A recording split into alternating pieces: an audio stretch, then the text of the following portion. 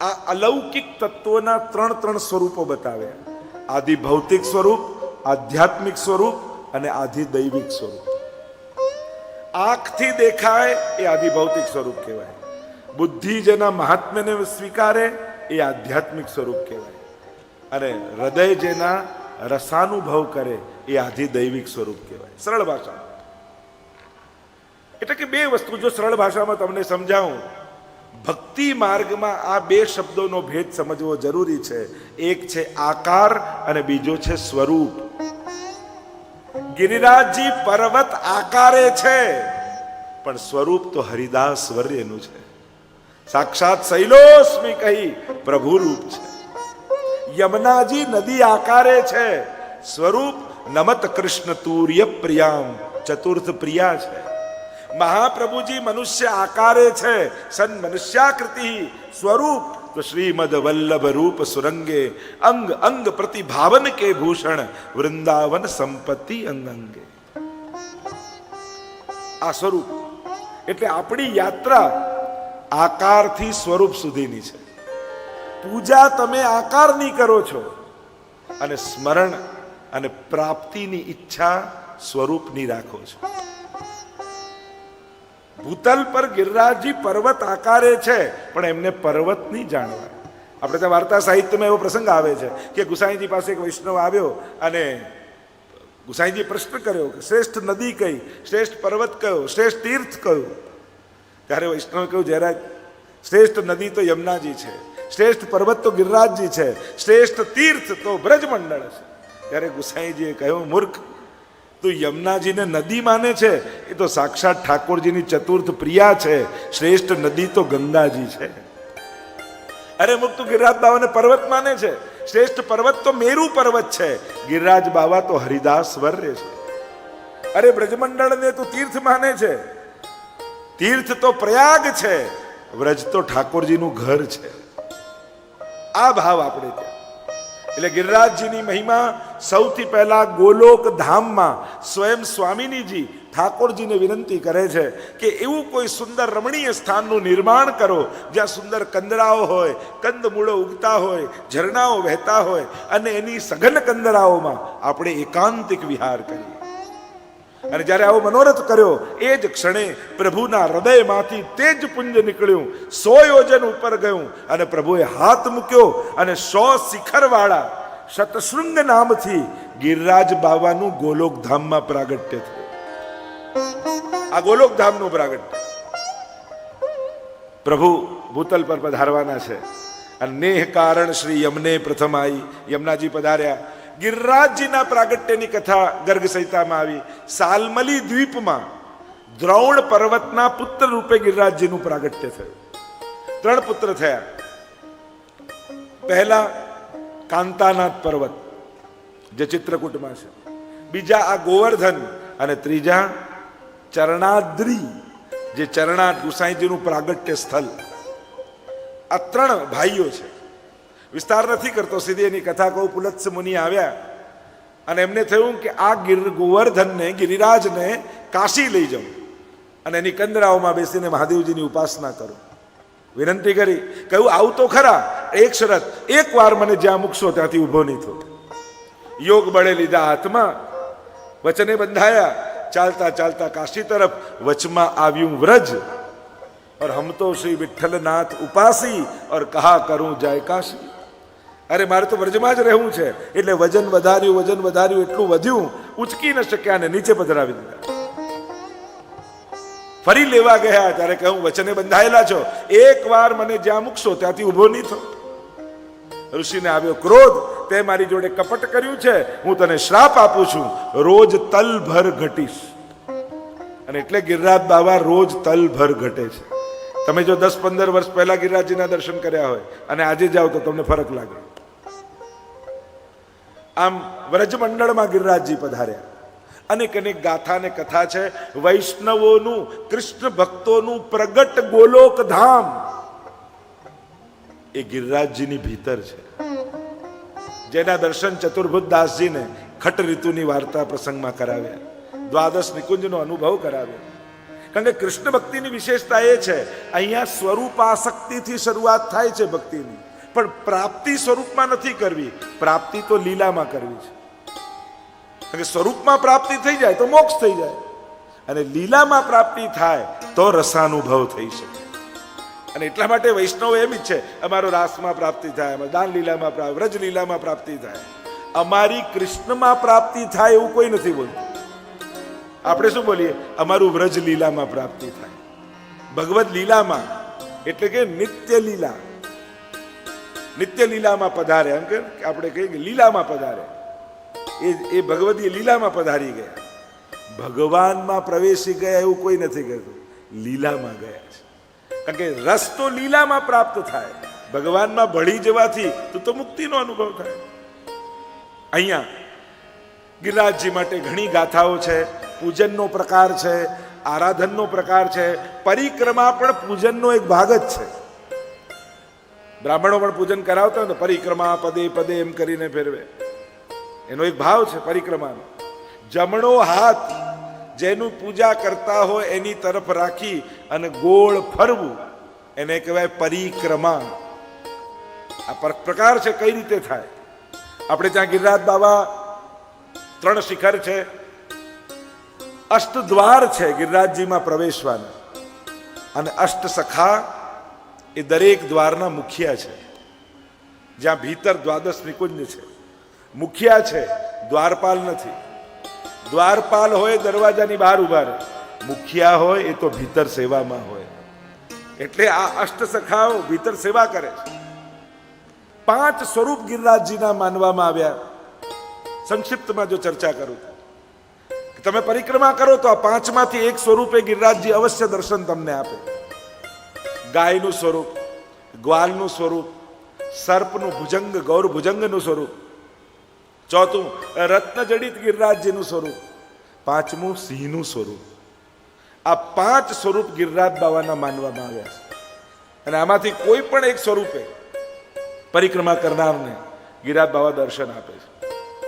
બને જ્યારે પણ પરિક્રમા કરો, ખુલ્લા પગે કરો એમ કહીએ, પણ બંધ મુખે પરિક્રમા કરવી. પગ ખુલ્લા છે એ ચિંતા નથી, બને તો મુખ બંધ રાખો. કોશિશ કરજો કે જ્યારે ગિરિરાજજીની પરિક્રમા કરતા હો એટલી વાર કોઈ લૌકિક વાત મારા મુખેથી ન નીકળે. કારણ કે ગિરિરાજ બાવા છે ને, એ અખંડ ભગવદ નામ લે છે, અખંડ ભગવદ નામ.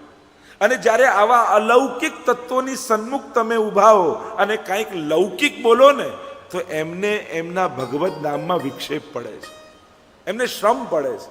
એમ આપણે ત્યાં કહેવાય, ભગવદીઓ માટે શ્રમ, વિક્ષેપ અને દુઃખ શું છે? પ્રભુને ભૂલી જવું એ જ એમના માટે દુઃખ છે. કહ હનુમંત વિપત્તિ પ્રભુ સોઈ, જબ તવ સુમિરન ભજન ન હોય. સંકટ શું? કે પ્રભુનું વિસ્મરણ થવું, પ્રભુની ભક્તિમાં વિક્ષેપ આવવો. તો કોશિશ કરજો યમુનાજીના તટ પર હો ત્યારે અને ગિરિરાજજીની તરેટીમાં હો ત્યારે ભગવદ નામ સિવાય બીજું કાંઈ ન બોલવું પડે એનો પ્રયાસ કરજો. મહાપ્રભુજીને પણ તરેટી ગમે છે. ગોવર્ધન સ્થિતિ ઉત્સાહ નામ છે મહાપ્રભુજી. તો 5 સ્વરૂપે ગિરિરાજ બાબા દર્શન આપે છે. ગિરિરાજજીનો મહિમા અનેક પ્રકારથી ગવાયો છે. આપણે તો વંદન કરીએ ગિરિરાજ બાબાને. બોલીએ ગિરિરાજ મહારાજ કી જય. પ્રભુએ ગોવર્ધન યાગની લીલામાં ગિરિરાજજીની મહિમા ગાઈ, ગિરિરાજજીનો મહિમા સમજાવ્યો, ઇન્દ્રના માનનું ભંગ કર્યું, ક્ષમા માંગી છે. અને આમ ત્યારથી ગિરિરાજજીના પૂજનનો મહિમા ચાલ્યો. સ્વયં શ્રીનાથજી બાબા પણ ત્યાંથી પ્રગટ થયા. આ ગિરિરાજજીનો મહિમા કહેવાય છે, જ્યાં સુધી ગિરિરાજજી ભૂતલ પર છે ત્યાં સુધી એમણે કલયુગને રોકી રાખ્યો છે. જે દિવસે ગિરિરાજજી ભૂતલ પર નહીં હોય ત્યારે કલયુગનો સંપૂર્ણ પ્રભાવ સમાજ પર આવી છે. જબલગ યમુના ગાય ગોવર્ધન, જબલગ ગોકુલ ગાંવ ગુસાઈ, તબલગ કલયુગ નાહી. આટલા તત્વો કલયુગને રોકી રાખેલા છે હજી ભૂતલ પર. જબલગ યમુના ગાય ગોવર્ધન, જબલગ ગોકુલ ગામ ગુસાઈ, જબલગ ભાગવત કથા રસ. અમુક તત્વો છે ને એમણે હજી ભૂતલ પર સતતા, ભક્તિ, જ્ઞાન, ભાવ, નિષ્કામતા, નિસ્વાર્થતા આ બધું ભૂતલ પર ટકાવી રાખેલું છે. અને જે દિવસે આ ભૂતલને છોડશે પછી આપણને બચાવનારું કોઈ નહીં. ગિરિરાજ બાવાના ચરણોમાં વંદન કરીએ. આગળની કથા એ રાસ પંચાધ્યાયની કથા છે. આજ સુધીના જેટલા ધર્માચાર્યો થયા, આજ સુધીના જેટલા વિચારકો થયા, આજ સુધીના જેટલા મહાપુરુષો થયા, આજ સુધીના જેટલા ચિંતકો થયા, આજ સુધીના જેટલા લેખકો થયા, એ બધાએ આ રાસ લીલાને સર્વોચ્ચ લીલા કહી છે, સર્વોપરી લીલા કહી છે. પણ હા, કેટલીક વાતોને સમજવા માટે યોગ્યતા પણ જોઈએ, અધિકાર પણ જોઈએ. અધિકાર વગર, પાત્રતા વગર પામેલું ઘણીવાર ભાર બની જતું હોય છે. તમે સારામાં સારું કોમ્પ્યુટર લાવો પણ જેને ચલાવતા જ ના આવડતું એને વધારે ટેન્શન થઈ જાય. તમારા ઘરમાં વડીલ બાને લેટેસ્ટ એપલનો કોઈ 16, 15 કયો ચાલે છે એ લાઈન આપો, એ આ મને નહીં જોઈએ, મને સાદો બટન વાળો લઈ આપો એમ કે ને. તમે કહો ના ના આમાં તો કેટલા ઉપયોગ થાય, આ તો કેટલું હાઈટેક છે, એ હશે, મને આ ન ફાવે. મૂળ વાત શું છે ઉત્તમ વસ્તુ, પણ આપણને વાપરતા સ્વીકારતા ના આવડે તો આપણા માટે આનંદ નહીં ભારનું કારણ બની જાય. એમ ભગવદ લીલા પણ એવી જ છે. જો અધિકાર નથી સમજવાની તો જે પરમાનંદ, સર્વોચ્ચ આનંદને અનુભવ કરાવનારી છે એ ક્યાંક સંશયનું કારણ પણ બની જાય. અને એટલા માટે આ રાસ પંચાધ્યાયની કથા ખૂબ વિવેકપૂર્ણ વર્ણન કરવામાં આવે ને સમજવામાં આવે. 5 અધ્યાય રાસના, એટલે એને કહેવાય રાસ પંચાધ્યાય. એટલે કે આ રાસ પંચાધ્યાયમાં ભગવાને સ્વ સ્વરૂપનું સ્થાપન વ્રજભક્તોમાં કર્યું, સ્વ આનંદનું દાન કર્યું. સીધી સાદી ભાષામાં કહું તો અલ્પાનંદને પૂર્ણાનંદ બનાવવાની પ્રક્રિયા, એનું નામ રાસ છે. આ અલ્પાનંદી જીવ જે અંશ છે એને પૂર્ણાનંદનો અનુભવ જે લીલામાં થાય એ રાસ. અનેકવિધ પ્રકારની કથાઓ છે. 29 થી 33 અધ્યાય રાસના, રાસ લીલાના માનવામાં આવે. મેં પહેલા કહ્યું ભગવાનને જોવા, ભગવાનને મળવું અને ભગવાનને મેળવવું. ભગવાનને જોયા ઘણાય, ઘણી વાર જઈને ભગવાનને મળી આવીએ છીએ. એમ લાગે કે જાણે પ્રભુ સાથે એક સંવાદ થયો હોય, પ્રભુ સાથે એક જાણે મળવાનું થયું હોય. ક્યાંક પ્રભુના મુખમાં એ કરુણાના ભાવ આપણને દેખાય ત્યારે એમ લાગે કે જાણે ભગવાનને મળીને આવે. પણ સર્વોચ્ચ વાત છે ભગવાનને મેળવવા. એ જ ભગવાન રોમ રોમમાં વ્યાપી જાય, ભગવત પ્રાપ્તિ કરવી, એ સર્વોચ્ચ આનંદનો અનુભવ કરવો, એને કહેવાય રાસ. મહાપ્રભુજી કારિકામાં આજ્ઞા કરે છે કે આ રાસલીલા કેમ કરી પ્રભુએ. આજ્ઞા કરતા કહ્યું બ્રહ્માનંદાત સમુદ્રુત્ય ભજનાનંદ યોજને લીલાયા યુજ્યતે સમ્યક સાતુર્ય વિનિરૂપ્યતે. બ્રહ્માનંદ સુધીનો અનુભવ પરમાત્માએ કરાવી દીધો વ્રજભક્તોને. વૈકુંઠ લઈ ગયા ભગવાન અને કહ્યું કે એકવાર જુઓ તો ખરા. તમે વૈકુંઠનો વિરોધ કરો છો પણ એકવાર જોયો છે ખરા? હા લાલા બતાવો. અને બધા વ્રજભક્તોને લઈ ગયા વૈકુંઠ. અને ત્યાં સુવર્ણના સિંહાસન પર બેસેલા પરમાત્મા, દેવતાઓ સ્તુતિઓ કરી રહ્યા છે. અને જોઈને વ્રજભક્તોને ડર લાગ્યો, આ અમારો કનૈયો છે. ભયભીત થયા. વ્રજજન વૈકુંઠ સુખ જોઈ વળ્યા, ન ગમ્યું ત્યારે બ્રહ્માનંદમાં ભળ્યા. અરે ઘેર સ્વરૂપાનંદ સુખ અતિશય ગળ્યા, વ્રજવાલુ રે વૈકુંઠ નહીં આવો. એટલે અમારે તો અમારા ઘરમાં અમારો જે લાલન છે ને, અમને તો એ જ જોઈએ. આવો વ્રજે, વ્રજનો વૈકુંઠ નારાયણ અમને ન ખપે. અને ત્યાં વ્રજવાલુ રે વૈકુંઠ નહીં આવું અદભુત રીતે દયારામભાઈ સમજાવે છે. સૌથી પહેલો વાંધો તો વ્રજભક્તો કે અમને એ પડે કે બાજુમાં રાધાજીને ન જોઈએ ને લક્ષ્મીજીને જોઈએ, એટલે અમને તો ચાલે જ નહીં. કારણ કે અમારા માટે તો રાધે કૃષ્ણ રાધે કૃષ્ણ રાધે કૃષ્ણ, और राधा निकाल दो तो आधे कृष्ण आधे कृष्ण आधे कृष्ण. श्याम बिना भी हमारे लिए, राधा बिना भी श्याम आधा ही है। વ્રજભક્તો પાછા વળે એટલે કે બ્રહ્માનંદનો અનુભવ કરી લીધો વૈકુંઠમાં જઈને. મહાપ્રભુજી આજ્ઞા કરે બ્રહ્માનંદાત સમુદ્રત્ય, એટલે બ્રહ્માનંદમાંથી કાઢી અને હવે ભગવાન ભજનાનંદનો અનુભવ કરાવે. 3 પ્રકારના આનંદ શાસ્ત્રોએ કહ્યા: વિષયાનંદ, બ્રહ્માનંદ અને સ્વરૂપાનંદ અથવા ભજનાનંદ. બંને સમાનાર્થી છે. વિષયાનંદ જીવ જાણે છે, બ્રહ્માનંદાનંદને તો મોક્ષ વાળા ઋષિઓ જાણે. પણ ભગવાન એમાંથી પણ કાઢી હવે સ્વ સ્વરૂપના આનંદનું દાન કરવાના છે, અને એટલા માટે પ્રભુ મહારાસ કરવાના છે. શરૂઆત જ સુખદેવજી કરે છે ભગવાન શબ્દથી, અને સુખદેવજી પ્રારંભ કરતા બોલ્યા: ભગવાન પિતારાત્રિ શરદોત્ફુલ્લ મલ્લિકા વિક્ષરંતુમ મનશ્ચક્રે યોગમાયામુપાશ્રિત. ભગવાન પિતારાત્રિ. ભગવાને એ રાત્રિને જોઈ. કઈ રાત્રિ? જે રાત્રિઓનું વચન ચીરહરણ સમયે ભગવાને ગોપીઓને આપ્યું હતું કે શરદની મહારાત્રિ આવશે ત્યારે તમારા મનોરથોને હું પૂરા કરીશ. અને આમ વિચાર કરી પ્રભુ રાસલીલા માટે પ્રવૃત્ત થઈ રહ્યા છે. જો કૃષ્ણ ભક્તિમાં રાસલીલામાં જતા પહેલા આટલી વાત સમજી લો: રાસમાં પુરુષનો પ્રવેશ નથી, રાસમાં સ્ત્રીનો પ્રવેશ નથી, રાસમાં કેવલ ગોપીઓનો પ્રવેશ છે. કારણ કે ગોપી કોઈ સ્ત્રી નથી, ગોપી એ તો ભાવની સર્વોચ્ચ અવસ્થાનું નામ છે. ગોભી ઇન્દ્રિયૈ કૃષ્ણરસ પીબતી ઇતિ ગોપી.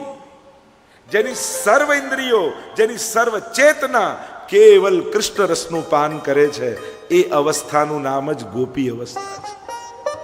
અને 2 પ્રકારના ગોપીજનો છે: શ્રુતિ રૂપા અને ઋષિ રૂપા.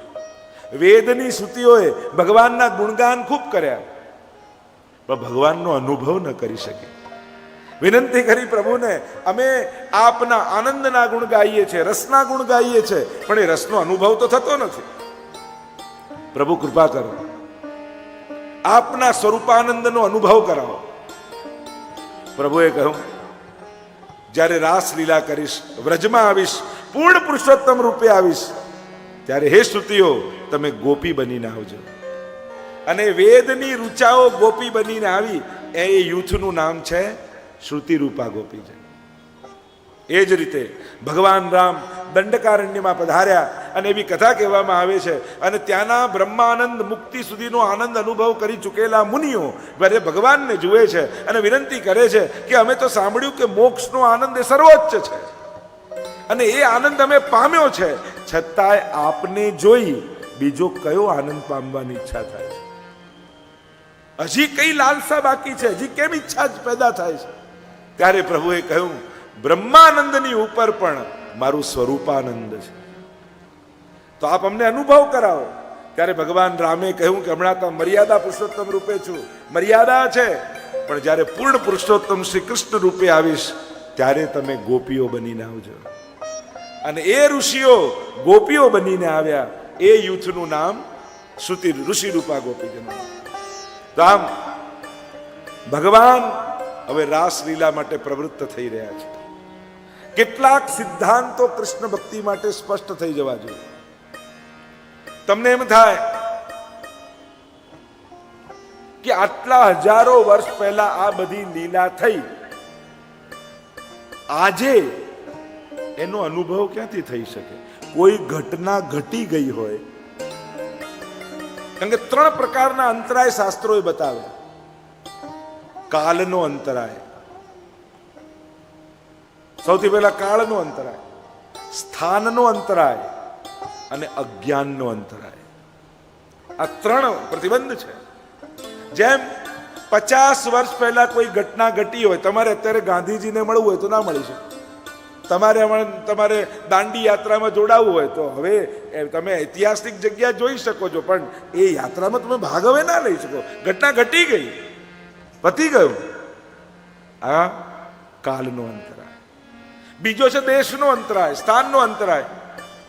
અત્યારે જ હમણાં જ તમારે સ્ટેચ્યુ ઓફ યુનિટી જોવું હોય તો હમણાં અહીંયા બેઠા બેઠા તમે ના જોઈ શકો. તો તમારાથી છે એ સ્થાન 400-500 કિલોમીટર દૂર છે. હમણાં બેઠા બેઠા તમને ના દેખાય. સ્થાનનો અંતરાય છે, ડિસ્ટન્સ છે. અને ત્રીજો છે અજ્ઞાનનો અંતરાય. ઓફિસમાં બેઠા છો, કામ કરી રહ્યા છો અને લાઈટ જતી રહી, એકદમ અંધારું થઈ ગયું રાતના ટાઈમે, અને તમારે પેન જોઈએ છે, ચારે બાજુ ગોતો છો પણ મળતી નથી, કારણ કે અંધારું છે, સામે જ પડી છે સામે, છતાંય હાથમાં નથી આવતી, અંધારું છે. આને કહેવાય અજ્ઞાનનો અંતરાય. તો શું 3 અંતરાયો ભગવત પ્રાપ્તિમાં બાધા કરી શકે? એટલે કૃષ્ણ ભક્તિનો પહેલો સિદ્ધાંત, વ્રજ લીલાની જે ભક્તિ કરી રહ્યા છે એને પહેલો સિદ્ધાંત સમજી લેવો. અને પહેલો સિદ્ધાંત છે નિત્ય લીલાવાદ. નિત્ય લીલાવાદનો પહેલો સિદ્ધાંત. જો આ બહુ મહત્વની વાત કરી રહ્યો છું. કૃષ્ણ ભક્તિ જે કરે છે, જે વ્રજની ભક્તિ કરવા માંગે છે, કૃષ્ણ તત્વનો અનુભવ કરવા માંગે છે, એના માટે કૃષ્ણ ભક્તો માટેનો પહેલો સિદ્ધાંત નિત્ય લીલાવાદનો સિદ્ધાંત. નિત્ય લીલાવાદ કોને કહેવાય? નિત્ય મીન્સ ઇટર્નલ, શાશ્વત. એટલે કે ભગવાનનું નામ, રૂપ, લીલા અને ધામ આ ચારે નિત્ય છે. વ્રજની ભૂમિ એ ઐતિહાસિક ભૂમિ નથી, એ લીલા ભૂમિ છે. હિસ્ટોરિકલ પ્લેસ, ઐતિહાસિક સ્થળ કોને કહેવાય? જ્યાં કોઈ ઘટના ઘટી હોય ને એના ચિહ્નો હોય. વ્રજ માટે ક્યારે ભૂતકાળ વપરાતો નથી. એમ કહેવાતું નથી કે પ્રભુએ અહીંયા ગૌચારણ કર્યું હતું, દાન માંગ્યું હતું, રાસ કર્યો હતો. ત્યાં આજે પણ એ સ્થળમાં એ લીલા ચાલી જ રહી છે. ત્યાં સદાય વર્તમાન છે. વ્રજની ભૂમિ ઐતિહાસિક ભૂમિ નથી, લીલા સ્થળી છે. આ ભેદ સમજો. ત્યાં તમે ભૂતકાળ ગોતવા નથી જતા, ત્યાં લીલાનો અનુભવ કરવા જાઓ છો. અને પ્રભુની લીલાઓ નિત્ય છે, અને એટલા માટે આજના જીવને પણ લીલામાં પ્રવેશ મળી શકે. આજના જીવને પણ લીલાનો અનુભવ થઈ શકે. અને થાય છે. કેટલા આવીને નથી કહેતા ઓરીખેલમાં આ અનુભવ થયો, આ સ્થાનમાં દાન લીલામાં આ અનુભવ થયો, રાસના સ્થળમાં ચંદ્ર સરોવર પર આ અનુભવ થયો. આ ક્યાંથી થાય છે અનુભવ? કારણ કે લીલાઓ આજે પણ ચાલી રહી છે. આ પહેલો સિદ્ધાંત નિત્ય લીલાવાદ. કૃષ્ણ ભક્તોએ કૃષ્ણને કોઈ ઐતિહાસિક વ્યક્તિ નહીં જાણવો, એ પૂર્ણ પુરુષોત્તમ છે. એ આજે પણ એટલો જ છે. એનું નામ, રૂપ, લીલા અને ધામ ચારે આજે પણ પ્રગટ છે, અને એટલે આજે પણ અનુભવ થઈ શકે છે. બીજો સિદ્ધાંત કૃષ્ણ ભક્તો માટે, પ્રભુ ક્યારે કોઈ કર્મ કરતા નથી, પ્રભુ લીલા કરે છે. આ બે ભેદ સમજવો નિતાંત આવશ્યક છે. નહીં તો કૃષ્ણ લીલાને તમે સાચો ન્યાય નહીં આપી શકો. ભગવાન કોઈ કર્મ કરતા નથી, એટલે કર્મના સિદ્ધાંતોના ચશ્મા પહેરી કૃષ્ણની લીલાનું મૂલ્યાંકન કરવું નહીં. સ્પષ્ટ ગીતાજીમાં ભગવાન કહે છે, નમામ કર્માણી લિંપંતી નમે કર્મ ફલે સ્પૃહા. હું કર્મ કરતો નથી, કર્મ મને લેપાતા નથી, કર્મ કરવાની મને કોઈ સ્પૃહા નથી. ભગવાન લીલા કરે છે. જન્મ કર્મ ચમે દિવ્યમ. એ દિવ્ય કર્મ શું છે? કે લીલા. અને લીલા કોને કહેવાય? અનાયાસેન હર્ષાત ક્રિયમાણ ચેષ્ટા સલીલા. જેનું કોઈ ઇન્ટેન્શન ન હોય, ભગવાન પોતાની ભીતર રહેલા આનંદને જુદી જુદી રીતે અભિવ્યક્ત કરે, એને જ કહેવાય લીલા. એટલે કર્મ કરતા નથી ભગવાન. એટલે જ્યારે પણ કૃષ્ણ ચરિત્રનું દર્શન કરો, વાંચન કરો, શ્રવણ કરો, એને ક્યારે પણ કર્મના સાચા ખોટા, ધર્મ અધર્મ, સારું ખરાબ એવા કર્મના ચશ્માઓ પહેરી કૃષ્ણ લીલાનું મૂલ્યાંકન કરવું નહીં. અને જો આપણે પણ અને કરતા પણ નથી. જેમ હવે કોઈ કાળો હોય એને તમે કહો આ તો કાળીઓ છું, તો એનું ગુણગાન કહેવાય કે અપમાન કહેવાય? અપમાન કહેવાય ને. અને આ તમે લોકો તો ભજન ગાઓ છો, જય કાળા કાના ને કાળા કાળા ચોરની લાગીને, એવા એવા ભજન ગાઈને ઘરે જઈને શું કહો? આજે તો બહુ ગુણગાન કર્યા હો. અરે એને કાળો કયો? હવે કોઈ ચોરી કરતો હોય એને તમે ચોર કહો કે આ તો ચોર છે, તો એ ગુણગાન કહેવાય કે અપમાન કહેવાય? લૌકિક કર્મ ચોરી એ ખરાબ છે, અને ચોરને ચોર કહો તો એનું અપમાન છે. અને તમે તો ચોરી ચોરી માખન ખાઈ ગયો રે, માખન કે ચુરૈયા કી, આ બધી જય બોલો. ચોરની જય કોઈ બોલે? ચોરી જો નિંદનીય કર્મ હોય, અને છે જ, શાસ્ત્રોમાં વાંચો, ચોરી નિંદનીય કર્મ છે, પણ એ કર્મ છે. પ્રભુ કર્મ નથી કરતા, લીલા કરે છે. સીધી ભાષામાં સમજાવો તો કર્મ અને લીલાનો શું પર? તમે કોઈ નાટકમાં કોઈના વિલનની એક્ટિંગ બહુ સારી કોઈએ કરી તો એને એવોર્ડ મળે કે સજા મળે? મૂવીમાં, નાટકમાં બહુ જ સારી વિલનની એક્ટિંગ કરે તો એને સજા મળે કે એવોર્ડ મળે? એવોર્ડ મળે. એ જ કામ ગામમાં જઈને કરે તો સજા મળે. તો સ્ટેજ પર કરવું એ લીલા છે, ગામમાં કરવું એ કર્મ છે. તો ભગવાન કર્મ નથી કરતો, લીલા કરે છે. હવે કોઈ જોડે લડતા લડતા તમે એકદમ ભાગી જાઓ અને લોકો તમને ભાગેડું કે, તો એ ગુણગાન કહેવાય કે અપમાન કહેવાય? અપમાન કહેવાય ને. અને ઠાકોર તમે દ્વારિકાનો નાથ મારો રાજા રણ છોડ છે, એને મને માયા લગાડી. બોલો રણ છોડ ભગવાન. શેની જય બોલી તમે? ડાકોર નું શું વખણાય? ગોટા નહીં, રણછોડ રાય. પણ ખબર છે ગોટા બોલશો? આ તો દર્શન કરવા જાઓ ત્યારે ગોટા કહીને આવો. રણછોડ રાય વખણાય છે. દ્વારિકાનો નાથ મારો રાજા રણછોડ છે, એને મને માયા લગાડી. એને મને માયા લગાડી મારા વાલા, એને મને માયા લગાડી. દ્વારિકાનો નાથ મારો રાજા રણછોડ છે, એને મને માયા લગાડી. રણછોડ ભગવાનના ભજન ગાઓ. અર્થ શું થયો? રણ છોડીને ભાગ્યો. એવો ભાગ્યો ને એવી સરસ એક્ટિંગ કરી કે રણછોડ ભગવાન કી એવોર્ડ આપી છે. આ કેમ ગુણગાન કહેવાય છે? જો આ બધા એના કર્મ હોત તો તમે બધાએ નિંદા કરી કહેવાત. આ એની લીલા છે એટલે ગુણગાન કર્યા કહેવાય છે. આ મૂળ ફરક.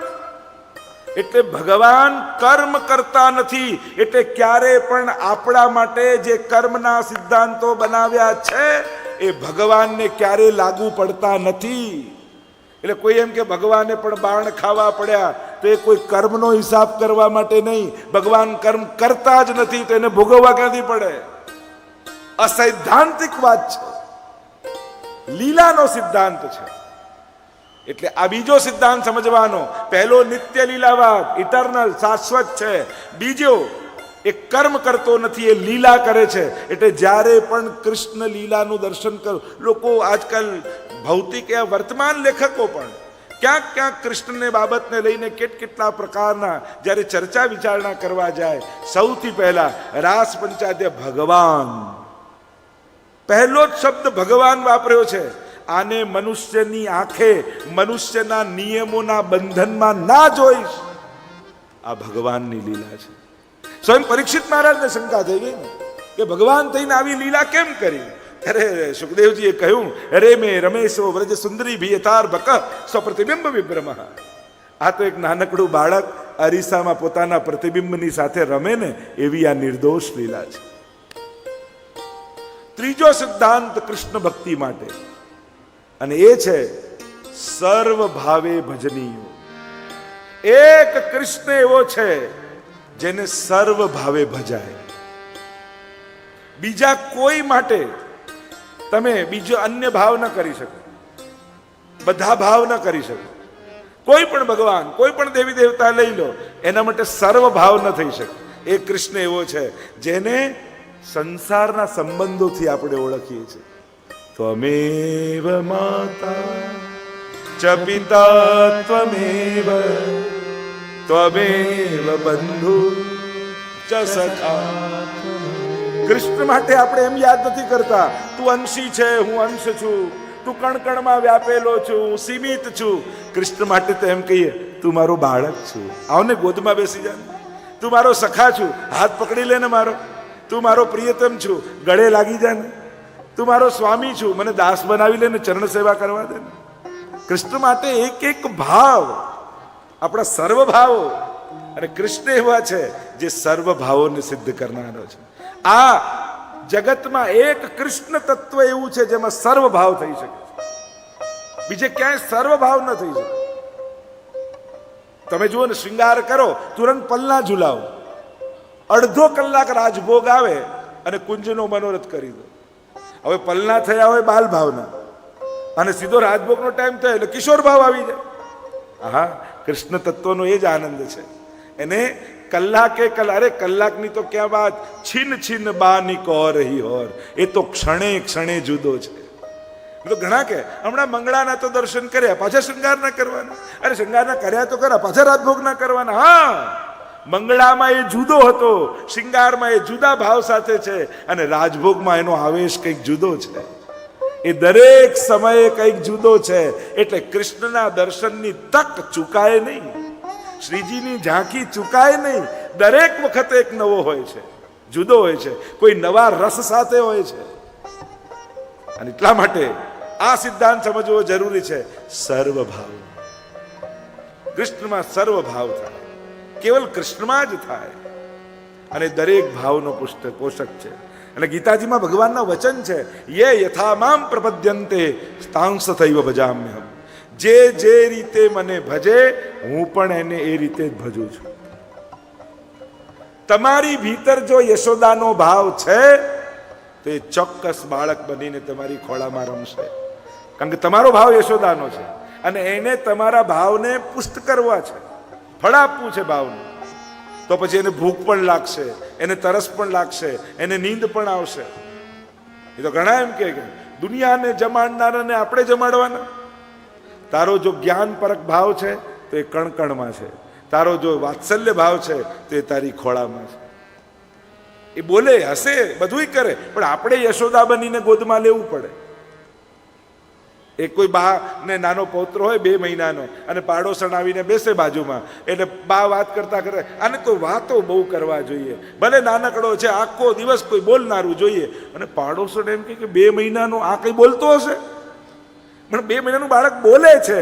બા બનીને ખોળામાં લો તો સમજાય, પાડોશન બનીને લો તો ન સમજાય. એમ આપણો લાલન બોલે છે, માંગે છે, હસે છે, રડે છે, આરોગે છે, પોઢે છે, પણ જ્યારે યશોદા બનીને ગોદમાં લો તો સમજાય, પાડોશન બનીને લો તો ના સમજમાં આવે. એ તો જ્યારે જે સેવા કરતા હોય, અને ગોદમાં લઈને બા જે રીતે સેવા કરતા હોય, એ સૂટ બૂટ પહેરીને ઓફિસે જનારા દીકરાને ખબર ન પડે કે બાને આમાં આનંદ શું આવે છે. એને એમ થાય કે બા હવે મૂકો ને, ક્યાં દોડા દોડી, હવે આ ચલાતું નથી, ભરાતું નથી, બહુ થઈ ગઈ સેવા, હવે છોડો, આમાં શું મજા આવે છે.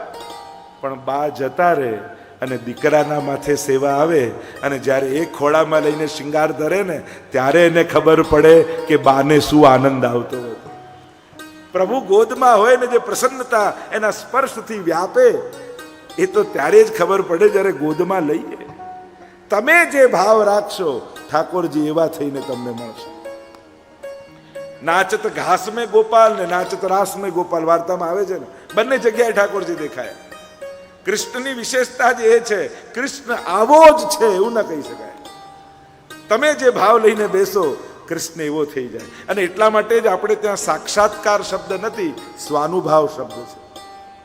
તા પાછે સાનુભાવ જતાવન લાગે, માંગ માંગ કર આરોગન લાગે, વાર્તામાં વાંચીએ છે ને. વાર્તામાં ક્યાં એમ થયું, પછી એ વૈષ્ણવને સાક્ષાત્કાર થવા લાગ્યો. ભગવાન પોતાના મૂળ સ્વરૂપે થોડા ક્ષણ માટે જ્યારે જીવ આગળ પ્રગટ થાય એને કહેવાય સાક્ષાત્કાર. અને ભગવાન ભક્તને આધીન થઈ એના ભાવ અનુકૂળ સ્વરૂપ ધારણ કરી કાયમ માટે એનો થઈ જાય એને કહેવાય સ્વાનુભાવ. સાક્ષાત્કાર ક્ષણિક હોય છે, સાનુભાવ નિત્ય હોય છે. અને એટલા માટે અહીંયા તો સાનુભાવ છે. પ્રભુ પોતાના સ્વરૂપનો અનુભવ કરાવે છે. આ રીતે કૃષ્ણ લીલા સંબંધી મૂળ પાયાના સિદ્ધાંતો જો આપણે સમજીએ, અને છેલ્લો સિદ્ધાંત કૃષ્ણ તત્વનો છે, ભગવાનમાં વિરુદ્ધ ધર્માશ્રય ધર્મ બિરાજે છે. બે વિરોધી ધર્મો એક જ ક્ષણે ભગવાનમાં હોય છે. વિરુદ્ધ ધર્માશ્રયતા જેને કહેવાય. અને વિરુદ્ધ ધર્માશ્રયતા એટલે શું? શિક્ષાપત્રમાં તો હરિરાયજી બહુ સુંદર રીતે આને સમજાવે છે. બે વિરોધી ધર્મ એટલે કે ઠાકોરજી જે ક્ષણે બાળક છે એ જ ક્ષણે કિશોર પણ છે. તમે પીછવાઈઓ જોઈ છે આપણી નાથદ્વારાની? ક્યાંય તમને બાળકૃષ્ણ દેખાય છે? બધા જ મોટા કૃષ્ણ નથી દેખાતા. તમને એમ થાય કે 11 વર્ષને 52 દિવસ જ બ્રજમાં રહ્યા તો આ મોટા થયા ક્યારે? અરે જે ક્ષણે ગોપીઓમાં કિશોર ભાવ જાગ્યો એ સમયે ઠાકોરજી કિશોર થઈ ગયા. જે ક્ષણે યશોદાજીમાં બાલ ભાવ છે એ જ ક્ષણે પ્રભુ બાલક છે. એટલે તમે જોશો તો બધે અરે 700 ઘણા લોકો કે તમારા પુષ્ટિ માર્ગમાં બાલકૃષ્ણની સેવા ને કોણે કહ્યું? 7 સ્વરૂપ તમે જુઓ, બાલક છે ક્યાં? સૌથી પહેલા મથુરાધીશ મોટા કૃષ્ણ, બીજા વિઠ્ઠલનાથજી મોટા, ત્રીજા દ્વારકાધીશ મોટા, ચોથા ગોકુલનાથજી મોટા, પાંચમા ગોકુલ ચંદ્રમાજી કિશોર, છઠ્ઠા બાલકૃષ્ણલાલજી કહી શકાય, સાતમા મદન મોહનલાલજી કિશોર. 7 સ્વરૂપમાં બધા કિશોર જ છે. બાલકૃષ્ણ અને બાલ ભાવ આ બંનેમાં ફરક છે. બાલકૃષ્ણનો અર્થ થાય કૃષ્ણ બાળક રૂપે છે, અને બાલ ભાવનો અર્થ થાય કે ભગવાન 100 વર્ષના થાય ને તો યશોદાજીને તો બાલ ભાવ જ રહેવાનો છે. બાલ ભાવ જે માતાની ભીતર હોય છે કે દીકરો 80 વર્ષનો થઈ જાય ને મા 100 વર્ષની થાય તો એની ભીતર 80 વર્ષના વ્યક્તિ માટે બાલ ભાવ જ આવવાનો. આ ફરક છે. પુષ્ટિ માર્ગમાં બાલ કૃષ્ણની જ નહીં, બાલ ભાવની જ નહીં, પણ સર્વ ભાવની સેવા છે. તમારી ભીતર જે ભાવ જાગે એ ભાવથી પ્રભુ સામે પ્રતિસાદ આપે છે. તો આ ભાવો આપણે ત્યાં પ્રભુ અસમર્થ છે એ જ સમયે સર્વસમર્થ પણ છે. એ ગરમ દૂધ ફૂંક મારીને પીએ, દાવા નળનું પાન કરી જાય. અબૂધ છે એ જ ક્ષણે સર્વજ્ઞ પણ છે. મણિકોઠામાં ભગવાન પધાર્યા એકવાર માખણ ખાવા, અને મણીઓથી જડેલા આખો ઓરડો, અને માખણ ખાતા જ્યાં માખણ માટલામાંથી કાઢ્યું અને મુખમાં લગાડવા જાય ત્યાં મણીમાં ભગવાનને પોતાનું પ્રતિબિંબ દેખાયું, અને પ્રભુ ડરી ગયા. એમને થયું કે મને માખણ ખાતા કોઈ જોઈ ગયું, અને એમ થયું કે હવે આ મૈયાને કહી દેશે તો મૈયા નારાજ થશે. એટલે માખણનો લોદો લઈને એના મોઢા પર ચોપડવા લાગ્યા મણીમાં કે લે તુંય ખા પણ મૈયાને કહેતો નહીં. આવા અબૂધ પ્રભુ છે. અને એ જ પ્રભુ સર્વજ્ઞ બની મોટા મોટા અસુરોનો સંહાર કરે છે, પિતાને ઉપદેશ આપે છે. કર્મણા જાયતે જંતુ કર્મણીવ વિલીયતે. આવા ભાવ એક જ ક્ષણે સર્વ ભાવ છે. તો આ પ્રભુની વિશેષતાઓ છે. आइए ऐसी उपासना जिसमें है ऐसे कृष्ण की रास लीला में प्रवेश करते हैं. ये उसकी लीला है. रसानाम समूह रास, एवी एक लीला जेमा प्रभुना सर्व रसोनो अनुभव થઈ જાય એને કહેવાય. સુખદેવજી પ્રવેશ કરते हुए बोले, भगवान पीतारात्रि शरदोत्फुल्ल मल्लिका विक्षरन्तुम मनश्चक्रे योगमायामुपाश्रित. ભગવાને એ શરદની રાતને જોઈ. પ્રભુ આવ્યા વૃંદાવનમાં. વિશાળ કદંબનું વૃક્ષ ત્રિભંગી રૂપ પરમાત્માએ ધારણ કર્યું. ચરણથી ભંગ કર્યો, કટીથી ભંગ કર્યો અને ગ્રીવાથી ભંગ કર્યો. એટલે જ પ્રભુનું એક નામ છે લલિત ત્રિભંગી. ત્રિભંગી 3 જગ્યાએથી ભંગ છે, 3 જગ્યાએથી વાંકા છે પ્રભુ. એમ તો ભગવદી હોય તો કહું ગિરધર સબહી અંગ કો બાકો. આ તો બધા અંગનો વાંકો છે. ત્રિભંગી રૂપ ધારણ કર્યું. અધર પર વેણુ પધરાવી અને વેણુના સ્વર ભર્યા. આખાય બ્રજમાં એ વેણુના સ્વર રેલાવા લાગ્યા. જુદા જુદા કામમાં લાગેલી ગોપીઓ, કોઈ ગાયને દોહી રહી છે, કોઈ પતિની સેવા કરી રહી છે, કોઈ દૂધ પકવી રહી છે, કોઈ ઘરની સફાઈ કરી રહી છે. કામ ઘરનું, ધ્યાન કૃષ્ણ. વિક્રેતુ કામા કિલ ગોપ કન્યા મુરારી પાદાર પિત ચિત્ત વૃત્તિ દધ્યાદિકમ મોહ વસાદ વોચત ગોવિંદ દામોદર માધવેથી. દહીં દૂધ વેચવા પણ ગોપીઓ જાય ને તો વેચવા જાય તો કેટલું ધ્યાન રાખે કે સામાન બગડે નહીં, અને મહિલો કરતી કરતી નીકળે. પણ મુરારી પાદાર પિત ચિત્તવૃત્તિ, ચિત્તવૃત્તિ તો મુરારીના ચરણમાં છે. ભૂલી જાય મહી છે માથે, કોઈ મોહનલો કરતી જાય, જાણે ભગવાનને વેચવા નીકળી હોય. આવું ભાવ. જુદા જુદા કાર્યોમાં લાગેલી છે ગોપીઓ. નિશમ્ય ગીતમ તદનંગ વર્ધનમ વ્રજ સ્ત્રિયઃ કૃષ્ણ ગૃહીત માનસા આજગ્મુરન્યો ન્યમલક્ષિતોદ્યમા સયત્ર કાંતો જવલોલ કુંડલા નિશમ્ય ગીતમ. ભગવાનને બજાયા વહ ગીત तदनंग वर्धन. कैसा है? लौकिक कामनाओं को समाप्त कर देता है और अलौकिक काम को बढ़ा देता है. भक्त का काम क्या है? महाप्रभु जी धर्म अर्थ काम मोक्ष चारे बतावे. भक्त ना શું? સાધારણ વ્યક્તિના તો બરાબર છે. વૈષ્ણવના ધર્મ શું? તો કે હરિની સેવા એ ધર્મ. સર્વદા સર્વભાવેન ભજનીય વ્રજાધિપ પુષ્ટિ માર્ગે હરિર્દાસ્યમ ધર્મ. પ્રભુની દાસતા જ ધર્મ. અર્થો હરિરે વહી. અર્થ શું છે? ભગવાન જ ધન છે. વૈષ્ણવ છે ને એ ભગવાન પાસે સુખ ન માંગે, ભગવાનને જ સુખ માને. ભગવાન પાસે સુખ માંગે નહીં, ભગવાનને સુખ માને. કારણ કે માંગેલું રહી જવાનું છે, પણ માનેલું હંમેશા માટે રહેવાનું છે.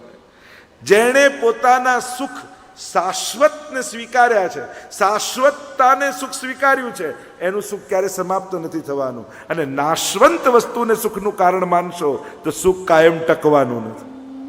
સંસારના કોઈ પણ પદાર્થને સુખનું કારણ માનશો તો જીવનમાં એક દિવસ દુઃખ આવવાનું જ છે. અને ભગવાનને સુખ માની લેશો તો કોઈ તમારું સુખ લઈ શકવાનું નથી. માંગો નહીં, ભગવાનને જ સુખ માનો. અર્થો હરિરે વહી ધર્મ હિતે પાયો યહ ધન. નીકે રાખ યશોદા મૈયા નારાયણ બ્રજાયો. અને આ ધન શું કરશે? જા ધન તે ગોકુલ સુખ લઈએ. આ પ્રભુ એવું ધન છે કે જેનાથી વ્રજ ભક્તો જેવું સુખ મળવાનું છે. अर्थो हरिरे वही कामो हरेरे दिदृक्षैव। भक्त का काम क्या है? भगवान को देखने की इच्छा, भगवान को पाने की इच्छा। शब्द स्पर्श रूप रस गंध पांचों के द्वारा भगवान को अनुभव करने की इच्छा।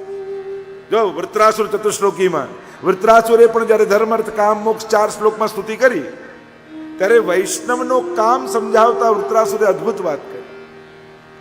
અજાત પક્ષા ઇવ માતરમ ખગા સ્તન્યમ યથાવત સતરા ક્ષુધાર્થા પ્રિયમ પ્રિયેવ વ્યુષિતમ વિષન્ના मनोरविंदाक्षदिदृक्षते त्वाम। चिड़िए के छोटे छोटे बच्चे होते हैं ना, जिनके अभी पर नहीं फूटे, और जब उनकी माँ उनको घोंसलों में छोड़कर जब दाना लेने जाती है, कुछ चुगने जाती है, और माँ को आते हुए देख वह बच्चे जिनकी पंखे फूटी नहीं है, ची ची ची ची करके आखू आकाश गजवी नाखे। हे प्रभु, મને પણ આપને મળવાની આ રીતે લાલસા આવે। પેલા ચકલીના બચ્ચાઓને કેવી માને મળવાની લાલસા હોય છે। પણ થયું કે પાંખો ફૂટે, ઉડવા લાગે, પછી માની ક્યાં પ્રતીક્ષા કરે? તો કહ્યું સ્તન્યમ યથાવત્સ તરાક સુધારતા. એક વાછરડું બાંધી રાખ્યું હોય ખેડૂતે, અને ગાયને ચરવા માટે જંગલમાં લઈ ગયો હોય, અને સાંજના સમયે ગાયને લઈને પાછો ગામમાં આવે, અને વાછરડું આખા દિવસનું ભૂખ્યું, માને મળવાની લાલસા, અને જ્યાં વાછરડું છોડે, જોજો દોડતું દોડતું મા પાસે સીધું થનમાં મોઢું નહીં મારે, આજુબાજુ કૂદકાઓ મારશે, મારી મા મને મળી ગઈ. પ્રભુ આપને મળવાની આવી તત્પરતા મારી ભીતર જાગે. પણ થયું કે દૂધ પીવાનું છોડી દે, પછી ક્યાં બચ્ચું રાહ જુએ? એટલે કહ્યું પ્રિયમ પ્રિયેવ વિષિતમ વિષણ્ણા. એક પ્રિયા જેમ પ્રિયતમની પ્રતીક્ષા કરતી રહે, એ રીતે હું આપની લાલસા રાખું. કામહી નારી પ્યારી જીમી, લોભી પ્રિય જીમી ધામ, તિમી રઘુનાથ નિરંતર लागहु मोही राम. तुलसीदास जी जैसे कहते कहते उदाहरणों खराब आप्या, પણ ભાવ સર્વોચ્ચ બતાવે. કારણ કે લૌકિક લોકોને લૌકિકતામાં જેટલી આસક્તિ હોય છે ને, એટલી ઘણીવાર અલૌકિક વ્યક્તિઓને અલૌકિક તત્વો પ્રત્યે એટલી નથી હોતી. પાપ કરવામાં ઘણીવાર વ્યક્તિની ભીતર જે સદગુણો વિકસે છે ને, સાહસ આવી જાય, પ્રેમ આવી જાય. કેવું ઘણીવાર જો ગમે તેવું સાહસ કરવા તૈયાર થઈ જાય પાપ માટે, ત્યારે એમ થાય આવું સાહસ જો ભગવાન મેળવવા માટે આવી ગયું હોત તો ક્યારનો સંસાર છૂટી ગયો. તો જે લાલસા, આ કામના મારી ભીતર જાગે. લોકો કહેતા ને કે પેલું એક પ્રિયતમને મળવા માટે પેલી સ્ત્રી દોડી, કન્યા દોડી મળવા માટે, અને નીચે કોઈ નમાજ પડતો હતો, એની માથે પગ મૂકીને જતી હતી.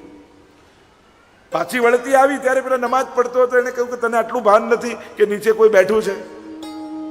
ખુદાની બંદગી કરતો હતો. ત્યારે કહ્યું કે ક્ષમા કરજો, હું મારા લૌકિક પ્રિયતમને મળવા દોડી, તોય મને ભાન ન રહ્યું કે નીચે કોણ છે. તમે તો તમારા અલૌકિક પ્રિયતમને મળી રહ્યા હતા, તમને કેમ ભાન રહ્યું કે ઉપરથી કોઈ ગયું છે? જાકો મન લાગ્યો ગોપાલ સો, તાહી और कैसे भावेरी, लेकर मीन दूध में राखो, जल बिन सच नहीं पावेरी, जो सुरारन घूमी चलत है, पीर न काहू जनावेरी. જેનું મન પ્રભુમાં લાગી ગયું એને ક્યાં બીજું રૂચવાનું? અહીંયા ગોપીઓ જુદા જુદા કાર્યો કરી રહી છે. સુબોધનીમાં મહાપ્રભુજી સમજાવે છે, પ્રવૃત્તિ વૃત્તિથી થાય. તો કઈ ગોપી તામસ છે, કઈ રાજસ છે, કઈ સાત્વિક છે. ભગવાન વિશે ઘણા બધા આચાર્યોએ લખ્યું છે, પણ ગોપીઓ વિશે જેવું મહાપ્રભુજીએ લખ્યું છે એવું કોઈ નથી લખી શક્યું. ગોપીજનોના જે સૂક્ષ્મ ભેદ મહાપ્રભુજીએ જે બતાવ્યા છે એવું જલ્દી જોવા નહીં મળે. એક એક ગોપીઓના પ્રકાર મહાપ્રભુજી બતાવે છે. આ તામસ રાજસ, આ તામસ સાત્વિક, આ સાત્વિક સાત્વિક, આ સાત્વિક રાજસ, આ સાત્વિક તામસ, અનેક પ્રકારના ભેદ. 19 પ્રકારના ગોપીજનો જે આ ગોપી ગીત 19 શ્લોકોમાં ગાશે. आइए प्रवेश करते हैं जहां प्रभुए वेणुनाद કર્યો કે વ્રજમાં વાસલડી વાગી. કે વ્રજમાં પ્રભુએ વેણુના સ્વર ભર્યા ગોપીઓના કાનમાં. ધ્વનિ પહોંચ્યો, ગોપીઓ છોડી છોડીને ભાગી કૃષ્ણ કી ઓર. કે વ્રજમાં વાસલડી વાગી, કે વ્રજમાં વાસલડી વાગી રે. કે મોહન સંગ લાગી રે. સૈયર હું તો ઝબકીને જાગી રે. સૈયર હું તો ઝબકીને જાગી રે. સૈયર હું તો ઝબકીને જાગી રે. કે લગની મોહન સંગ લાગી રે. કે લગની મોહન સંગ લાગી રે. કે વ્રજમાં વાસલડી વાગી કે વ્રજમાં જુદા જુદા કાર્યોમાં રહેલી ગોપીઓ ભાગી કૃષ્ણની ઓર. દેખાતું બધું બંધ થયું, સંભળાતું બધું બંધ થયું. કૃષ્ણમય થયેલી ગોપીઓ દોડ રહી હૈ કૃષ્ણ को पाने के लिए. કેટલીક ગોપીઓ ઘરમાંથી નીકળવા ગઈ પણ સ્વજનોએ સાંકળ લગાવી દીધી. હું તો ગેલી ફરું ઘરમાંય, કોણે દીધી સાંકલડી, મારા વાલા ના વનમાંય, રાગી વગર રૂડી વાસળી.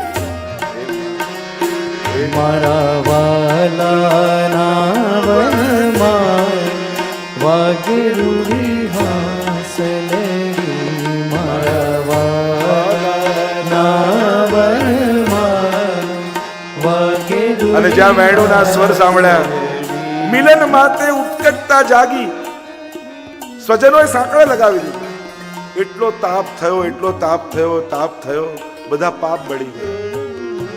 ધ્યાન ભગવાનમાં લાગ્યું, એવું સુખ થયું, એવું સુખ થયું, બધા પુણ્યો સમાપ્ત થઈ ગયા અને ત્યાં જ એમનો ઉદ્ધાર થઈ ગયો.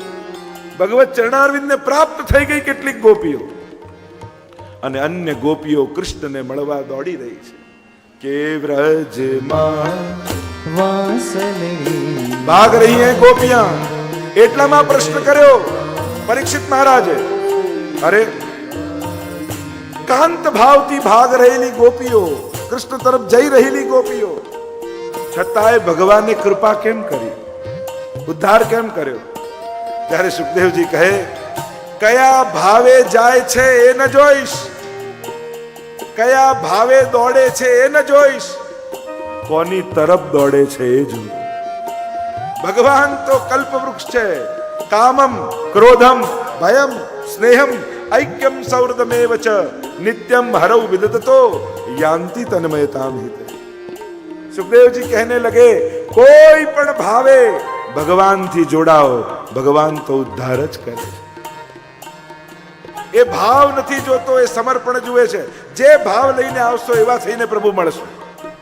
કામમ ક્રોધમ, શિશુપાલને ક્રોધ આવ્યો, 100 ગાળો ભગવાનને આવ્યો, અને ભગવાન વિચાર કરે, તે મને 100 વાર યાદ કર્યો, લાવ તારો ઉદ્ધાર કરી. આજ ભગવાનની અદ્ભુતતા છે. તવ ચરિત્રમ અત્યદ્ભુતમ. અદ્ભુતતા કોને કહેવાય? જો દશમસ્કરની શરૂઆત થઈ ને ત્યારે પરીક્ષિત મહારાજે કહ્યું, પરમાદ્ભુતમ. એ પરમ અદ્ભુત ચરિત્રો મારે સાંભળવા છે. તે અદ્ભુત શું છે કે અસાધનમ સાધનમ કરોતી તિ અદ્ભુતમ. અસાધનને પણ સાધન બનાવી ભગવાન જીવ પર કૃપા કરી દે, એ જ એની અદ્ભુતતા. તો અસાધન એટલે અપશબ્દો બોલવા એ ઉદ્ધારનું કારણ હોય? નહીં તો પછી પાઠની જગ્યાએ 1008 ને 108 આ છપત શિશુપાલ બોલ્યો એ જો એનાથી ઉદ્ધાર થતો હોય. પણ ભગવાને શબ્દ સામે ધ્યાન ના આપ્યું, કૃષ્ણ સામે ધ્યાન. કૃષ્ણ તું આવો છું, કૃષ્ણ તું આવો છું, કૃષ્ણ તું આવો છું. શિશુપાલ 100 વાર મારું નામ બોલ્યો, લાવ તારો ઉદ્ધાર કર્યો. ક્રોધમ ભયમ, કંસને ભય લાગ્યો, કૃષ્ણ આવશે, કૃષ્ણ આવશે, કૃષ્ણ આવશે. દ્વારપાલમાં, પ્રધાનમાં, પત્નીમાં બધે કૃષ્ણ દેખાય. ભગવાન કહે, કંસ તને તો સર્વાત્મ ભાવ થઈ ગયો, બધે હું દેખાઉં છું, લાવ તારો ઉદ્ધાર કરું. ભયમ સ્નેહમ ऐक्यम सौहृदमेव च. વિચાર કરો, ક્રોધ અને ભયથી જો આવી કૃપા કરે તો જે સ્નેહ અને ભાવથી જાય એના પર ઠાકોરજી કૃપા નહીં કરે. તમે જે ભાવથી જશો એવો થઈને કૃષ્ણ તમારા પર કૃપા કરશે. અહીંયા ગોપીઓ આવી છે અને પ્રભુ વેણુનાદ કરી રહ્યા છે. જ્યાં નેત્રો ખોલ્યા અને જુએ તો અનેક ગોપીજનો સામે ઉભા છે. આશ્ચર્યથી પ્રભુ જોવા લાગ્યા, અરે આમ અડધી રાતના વનમાં ગોપીઓ ક્યાંથી? ચહેરા પર આશ્ચર્યના ભાવ લાવીને પ્રભુ બોલ્યા, સ્વાગતમ વો મહાભાગા પ્રિયમ કિમ કરવાણી વહ વ્રજસ્યાનામયમ કશ્ચિત બ્રૂતાગમન કારણમ. स्वागत है गोपियां, आपका स्वागत है. शब्द प्रयोग करो महाभागा. महाभागा गोपीઓ. જો ભાગ્ય બે પ્રકારનું હોય વૈષ્ણવનું, એક કર્મથી જે પ્રાપ્ત થયું હોય અને બીજું કૃપા થકી જે પ્રાપ્ત થયું હોય. આ તમે સત્સંગ કરો, પાઠ કરો, માળા કરો, સેવા કરો, એ કોઈ કર્મોના ફળમાં આવે છે કે તમે આ પુણ્ય કરો તો તમને માળા કરવાની ઈચ્છા થાય એવું ક્યાંય લખ્યું છે? તમે આટલા પુણ્યો કરો તો તમને ઠાકોરજીની સેવા કરવાની ઈચ્છા થાય અને લાભ મળે એવું ક્યાંય લખ્યું છે? ભગવત સેવા, ભગવદ નામ એ પુણ્યોનું ફળ નથી, ઠાકોરજીની કૃપાનું ફળ છે. કૃપા થકી જ ભગવત સેવા મળે છે, કોઈ પુણ્યોથી ના હોય. ઉલટાનું સેવાનું પુણ્ય કદાચ સુખ રૂપે મળે. પુણ્યના બે જ ફળ છે, કાં સ્વર્ગ કાં સંસારનું સુખ. પુણ્યનું ત્રીજું કોઈ ફળ નથી. સ્વર્ગ મળે, ત્યાંના ભોગ મળે, કાં સંસારમાં સુખ મળે. ભક્તિ તો કૃપાના ફળ રૂપે મળે છે. ભક્તિ કોઈ કર્મનું ફળ, ક્યાંય કોઈ કર્મના સિદ્ધાંતમાં નથી આ કર્મ કરો તો ભગવાનની ભક્તિ મળી જાય, સંભવ નથી. કર્મ ભક્તિ આપી શકવાનું સામર્થ્ય જ રાખતો નથી. કર્મ કરો તું કાહે કહ્યું ને, એટલે કે કર્મ પણ શું છે? સેવા જ કર્મ છે વૈષ્ણવ માટે.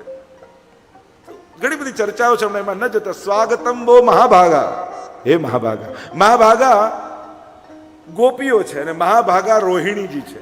રોહિણીજીને પણ મહાભાગા કહેવાય છે, કારણ કે એકમાત્ર કૃષ્ણ ચરિત્રમાં રોહિણીજી એવા છે જેને આ ત્રણેય લીલાનો અનુભવ છે.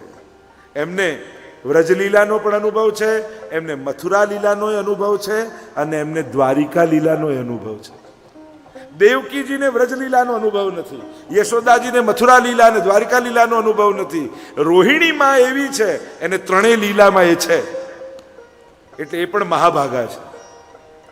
આપણે ત્યાં ઘણાને ભાગ્યશાળી કહ્યા છે, અનેક જણો ભાગ્ય છે, ભાગ્યના દાતા માન્યા છે. ઘણી બધી ચર્ચાઓ કરી છે. સ્વાગતમ બહુ મહાભાગા. અરે ગોપીજનો, અરે મહાભાગ્યશાળી ગોપીજનો, અહીંયા કેમ આવ્યા છો? અડધી રાતમાં સ્ત્રીએ વનમાં આવવું ઠીક નથી, તમે પાછા જાઓ. 10 શ્લોકમાં ભગવાને ધર્મોપદેશ કર્યા ગોપીઓને. અરે પતિની સેવા કરવી એ સ્ત્રીનો ધર્મ છે. રોગી હોય, નિર્ધન હોય, વૃદ્ધ હોય, એની સેવા કરવાથી પુણ્યની પ્રાપ્તિ થશે. તમારા સ્વજનો, બંધુ, સખા, વડીલો તમને શોધવા માટે નીકળતા હશે, તમે જલ્દી પાછા જાઓ. 10 શ્લોકમાં ઉપદેશ આપ્યો એટલે ગોપીઓ કહે, પ્રભુ બોલી લીધું, હવે અમે કંઈ કહીએ? હા બોલો. મૈવમ વિભોરતી ભવાન ગદિતુમ સંસમ સંત્યજ્ય સર્વ વિષયાંસ્તવ પાદ મૂલમ પ્રાપ્તા ભજસ્વ. પ્રભુ અમને ભજો. બધું જ છોડીને આપના શરણે આવ્યા છે, ચરણોનો આશ્રય કર્યો છે. તવ પાદૈક મૂલ, ચરણના મૂળનો આશ્રય. અને આ કયો આશ્રય? અહમ હરે તવ પાદૈક મૂલ દાસાનો દાસો ભવિતાસ્મે ભૂય. વૃત્રાસુર ચતુશ્લોક. એ વૃત્રાસુર પણ ગોપીજીઓના ચરણની કમળની યાચના કરે છે. અહીંયા જ્યારે ગોપીજનો કહેવા લાગ્યા, પ્રભુ આપે અમને ધર્મોપદેશ કર્યો, હવે અમારા પ્રશ્નનો જવાબ આપો. પ્રભુ સૌથી પહેલા આપે કહ્યું કે સ્ત્રીએ આ રીતે વનમાં આવવું ઠીક નથી, અડધી રાતના, તમે ઘરે પાછા જાઓ. એક વસ્તુ યાદ રાખો પ્રભુ, આપે જ્યારે વેણું વગાડીને અને વેણું અમારા કર્ણમાં પડી, સ્ત્રી બુદ્ધિ ને દેહ બુદ્ધિ તો ત્યાં જ સમાપ્ત થઈ ગઈ. અહીંયા કોઈ સ્ત્રી નથી આવી, અહીંયા તો જીવાત્મા પરમાત્માને મળવા માટે આવ્યો છે. અનંત જન્મોથી વિકુટો પડેલો એ અલ્પાનંદ પૂર્ણાનંદનો અનુભવ કરવા માટે આવ્યો છે. એટલે પ્રભુ આપની આ વેણુથી દેહ બુદ્ધિ ત્યાં સમાપ્ત થઈ ગઈ. એટલે જે સ્ત્રીના ધર્મો આપ બતાવો છો એ અમને લાગુ પડતા નથી, કારણ કે પ્રભુ આપે કહ્યું કે આપના પતિની સેવા કરવી આપનો ધર્મ છે. વાત સાચી, સ્ત્રીનો ધર્મ છે, પણ અહીંયા કોઈ સ્ત્રી નથી આવી. અહીંયા તો એક ભક્ત ભગવાનને મળવા આવ્યો છે અને મળવાની મેળવવા આવ્યો છે. સ્ત્રીના ધર્મો હશે, પણ પ્રભુ દરેક જન્મમાં આ શરીરનો કોઈ જુદો પતિ હતો. અમે સ્ત્રી છીએ, દરેક જન્મમાં કોઈ જુદો પતિ હતો, દરેક જન્મમાં આ દેહનો કોઈ જુદો પતિ હતો, પણ દરેક જન્મમાં આત્માના પતિ તો આપ જ હતા. એટલે સાચા પતિ તો આપ જ છો, આત્માનો પતિ તો આપ જ છો પ્રભુ. અને શાસ્ત્ર એમ કહે છે, યો યદંશ સતમ ભજે, જે જેનો અંશ હોય એને અંશીને ભજવા. અમારા ભાઈ, બંધુ, પિતા બધા અમને શોધતા હશે, વાત સાચી પ્રભુ, પણ જ્યારે આપની વેણું સાંભળીને દેહ બુદ્ધિ સમાપ્ત થઈ ગઈ. વ્યક્તિઓને છોડ્યા છે, વૃત્તિઓ તો લઈને જ આવ્યા છે. એ બધા જ સંબંધોની લાગણીઓ લઈને આવ્યા છીએ. કારણ કે જો આ લાગણીઓ સંસારિક વ્યક્તિમાં લગાઈશું તો અમારું પતન થશે, અને આ જ લાગણીઓ જો ભગવાનમાં લગાઈશું તો અમારો ઉદ્ધાર થઈ જશે. હવે તો ત્વમેવ માતા ચ પિતા ત્વમેવ બંધુ ચ, હવે તો પિતા પણ આપ, બંધુ પણ આપ, સખા પણ આપ, પ્રિયતમ પણ આપ. હવે તો બધી લાગણીઓ આપને સમર્પિત કરી છે. મૈવમ વિભોરતિ ભવાન ગદિતુમ સંશમ સંત્યજ્ય સર્વ વિષયાન તવ પાદૈક મૂલ. સર્વ વિષયોને છોડી આપના ચરણ કમલનો આશ્રય કર્યો છે. આપ અમને ધર્મ સમજાવો છો. આપ જે સમજાવી રહ્યા છો એ સ્ત્રીના ધર્મ છે. અમે તો આત્મભાવથી આવેલા છે. અને પ્રભુ, પ્રત્યેક ધર્મ ધર્મી માટે હોય છે.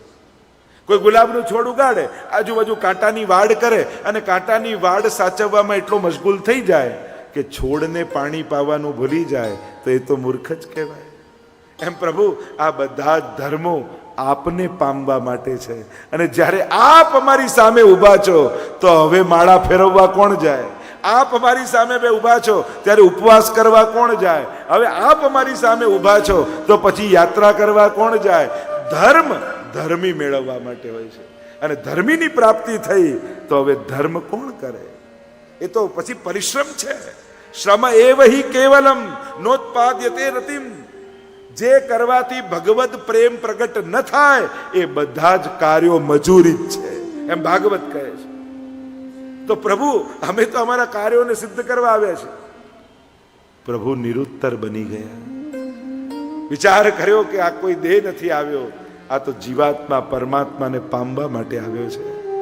અને આમ વિચાર કરી પ્રભુએ લઘુરાસનું દાન આપ્યું છે. અને લઘુરાસમાં સુંદર મંડળ બન્યું છે. પ્રભુ એક એકના હસ્ત પકડે છે. થઈ થઈ કરીને સુંદર રીતે નૃત્ય ગોપીજનો કરાવી રહ્યા છે પ્રભુને. અને નૃત્ય કરતા કરતા કરતા કરતા ગોપીઓના મનમાં મદ આવ્યો. વિચાર આપણને થાય કે મદ આવી શકે? પ્રભુ જોડે હોય, દેહ બુદ્ધિ સમાપ્ત થઈ હોય, સંભવ છે? આ તો એવું જ છે. અર્જુનને મોહ જાગી શકે? ખબર તો છે યુદ્ધ લડવા આવ્યા છે, કોની જોડે લડવાની ખબર નથી. અર્જુનને ખબર નથી. મોહ જાગ્યો નથી, ભગવાને જગાડ્યો છે. કારણ કે ગીતા કેવી છે, અહીંયા મદ જાગ્યો નથી, ભગવાને જગાડ્યો છે. કારણ કે પાત્રતા સિદ્ધ કરીને રાસનું દાન આપવું છે, એનો અધિકાર સંપાદન કરવો છે, વિરહનો અનુભવ પૂર્ણ રૂપે પ્રાપ્તિ કરાવી છે. વિપ્રયોગાત્મક અને સંયોગાત્મક આ બંને રૂપે ભગવત પ્રાપ્તિ થાય ત્યારે સંપૂર્ણ પ્રાપ્તિ થઈ કહેવાય. અને પ્રભુએ પૂર્ણ આનંદ આપવો છે, પૂર્ણ સ્વરૂપની પ્રાપ્તિ કરાવી છે, એટલે વિપ્રયોગનો અનુભવ પણ કરાવવો જરૂરી છે. એટલે મદ જાગ્યો નથી, પ્રભુએ જગાડ્યો છે. નૃત્ય કરતા કરતા ગોપીઓને એમ થયું, અમે કેવી ભાગ્યશાળી છીએ. નંદદાસજી તો પક્ષ લે છે ગોપીઓનો. ક્યો ન કરે અભિમાન કાન મોહન જિન કે વશ. અરે, મદ કરવાનો તો એને જ અધિકાર છે જેને ભગવાનને વશ કર્યા હોય. આ માણસો તુચ્છ સંસારને વશ કરીને અહંકાર કરે છે, જે એનું રહેવાનું જ નથી. ખરેખર તો અહંકાર એને જ કરવો જોઈએ જેને ભગવાનને પામી લીધા હોય. સાચા અર્થમાં સાત્વિક મદ એને આવવો જોઈએ. પક્ષ લે છે. જ્યાં નદી નીર ગંભીર ત્યાં ભ્રમર પડી. કયું ઉદાહરણ આપ્યું કે ઊંડાણ હોય ને એમાં ભ્રમર પડે પાણીમાં તો સુંદર લાગે, પણ છીછરા જળમાં ભ્રમરો શોભા નથી આપતા. એમ તુચ્છ સાંસારિક બાબતમાં મદ કરે એ શોભા ના આપે, પણ ભગવાન પામ્યા છે એનો સૌભાગ્ય માને તો એમાં મદ પણ શૃંગાર લાગે છે. આ સુંદર ચર્ચાઓ કરી. પ્રભુએ જોયું આકાર તો મળ્યો પણ હજી પાત્રતા સિદ્ધ નથી થઈ. વિપ્રયોગનો અનુભવ થશે. ઘડાને કાચો માટીનો ઘડો અગ્નિમાં પકવો તો પછી પાણી ટકે ની પાત્રતા આવે. એમ જ વિરહના અગ્નિમાં બળશે તો પાત્રતા સિદ્ધ થશે. પ્રભુ અંતર ધ્યાન થઈ ગયા. તાસામ તત સૌભગ મદમ વિક્ષમાનંચ કેશવ પ્રશમાય પ્રસાદાય તત્રૈવાંતરધીયત.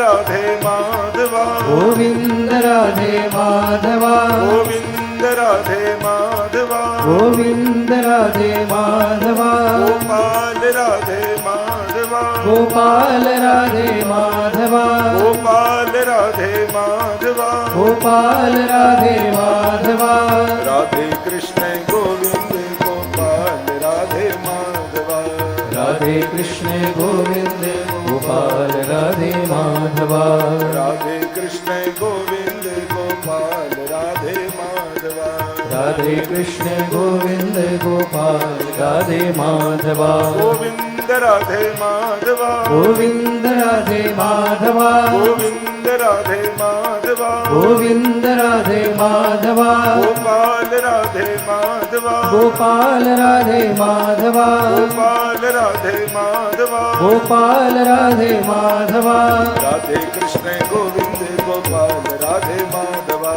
રાધે કૃષ્ણ ગોવિંદ ગોપાલ રાધે માધવા રાધે કૃષ્ણ ગોવિંદ ગોપાલ રાધે માધવા રાધે કૃષ્ણ ગોવિંદ ગોપાલ રાધે માધવા રાધે કૃષ્ણ ગોવિંદ ગોપાલ રાધે માધવા રાધે કૃષ્ણ ગોવિંદ ગોપાલ રાધે માધવા ગોવિંદ રાધે માધવા ગોવિંદ રાધે માધવા ગોવિંદ રાધે માધવા ગોવિંદ રાધે માધવા ગોપાલ રાધે માધવા ગોપાલ રાધે માધવા ગોપાલ રાધે માધવા ગોપાલ રાધે માધવા રાધે કૃષ્ણ ગોવિંદ ગોપાલ રાધે માધવા રાધે કૃષ્ણ ગોવિંદ ગોપાલ રાધે માધવા રાધે કૃષ્ણ ગોવિંદ ગોપાલ રાધે માધવા રાધે કૃષ્ણ ગોવિંદ ગોપાલ રાધે માધવા રાધે કૃષ્ણ ગોવિંદ ગોપાલ રાધે માધવા રાધે કૃષ્ણ ગોવિંદ ગોપાલ રાધે માધવા રાધે કૃષ્ણ ગોવિંદ ગોપાલ રાધે दुल्हन प्यारी राधिका